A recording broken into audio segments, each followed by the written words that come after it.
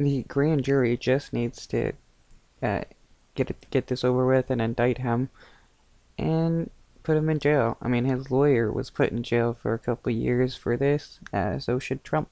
Now to the latest on the New York investigation into Donald Trump. The grand jury is reconvening this morning, but it's unclear if jurors will pick up the Trump case involving an alleged hush money payment to adult film actress Stormy Daniels. He's denied any wrongdoing in this case, and it comes as Trump held his first campaign rally over the weekend in Texas. For more, we're joined by NBC News correspondent Vaughn Hilliard from West Palm Beach, Florida. Vaughn, good morning. So we're still waiting to find out whether or not the grand jury will vote to indict Trump. Where does the investigation stand right now as we wait for a decision, and what possible time frame are we looking at? Right, Clay. I don't know. Donald Trump doesn't know. Really, the only individuals that do are those inside the Manhattan District Attorney's office, because the grand jury is set to convene this afternoon, but it's not even clear if they will convene to hear evidence or testimony around this particular case involving that 2016 alleged hush money payment to Stormy Daniels. And so this is really working off of the district attorney's timeline. It could be today that he would seek the charges, or it could be next week, or he could never seek it. That's really sort of the question mark during what are these secret proceedings that are held by this grand jury, Clay. Yeah, if Trump doesn't gets charged, it's kind of messed up.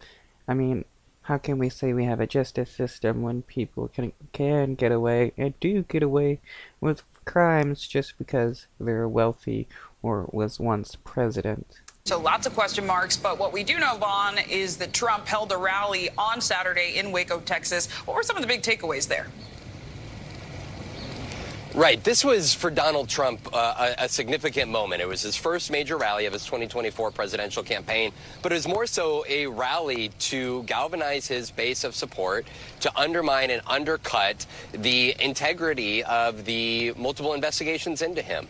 He talked about, for the district attorney's case in Manhattan specifically, and around Michael Cohen and Stormy Daniels. And I actually want to let you hear part of a conversation that I had with Donald Trump on his plane. I flew here from West Palm Beach to Texas and back because there's particularly questions here that the district attorney, we believe, is looking at as it relates to his reimbursement checks that he wrote out of his personal checkbook to Michael Cohen after the 2016 election. And my question for him was, when did he know that that money was going to repay Michael Cohen for Stormy Daniels? And take a listen.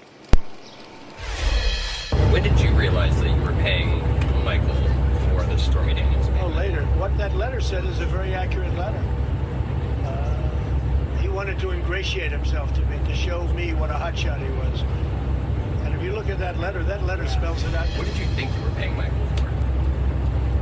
Well, I don't know exactly what the status or exactly what the question is as to how much, but he did work for us, but he didn't do very much work for us. He wasn't like a big shot lawyer. That letter that Donald Trump was referencing was in 2018, Michael Cohen's legal counsel saying that the Trump organization nor the Trump campaign were party to the payment to Stormy Daniels. Michael Cohen now says he explicitly left out Donald Trump personally. That is where this dispute is at. And as you heard Donald Trump say, he did not give me a timeline of when he was aware. So that is really what the district attorney, to our understanding, is trying to pinpoint as to the extent to which he may have been involved in an election violation. And Vaughn, He says he was unaware. That's what a lot of people do who commit crimes.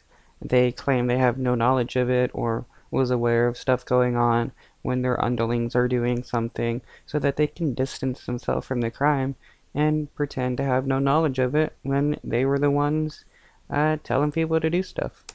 Briefly here, I know Trump has been critical of Manhattan DA Alvin Bragg and continues to call him out on social media. We know Bragg's office has pushed back after House GOP members called for Bragg to hand over testimony related to the investigation. So what is he saying now about the prosecutor?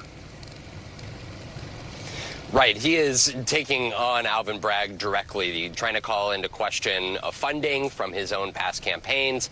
But for Donald Trump, this is also an understanding that if he were to be indicted, he has to go up to New York City and be arraigned and then face criminal proceedings. Donald Trump, I am told, does not want that to happen. I want to let you hear a little bit of Donald Trump up on the stage in Waco. Take a listen.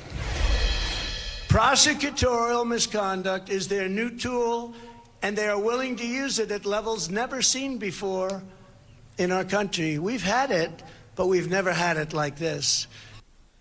Right, says the dude who wants him and his team to go on actual false investigations of left-wing politicians because they went after him, so, you know, tit for tat.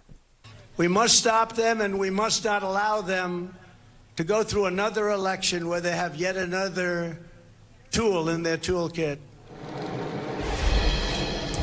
So for Donald Trump, this is two-pronged, Clay. It's one, running for president. Number two, if in case he were to be indicted from any of these investigations, to try to at least win over some public support and have that public support stand behind him as those criminal proceedings were to move forward. Clay? So much to watch. Vaughn.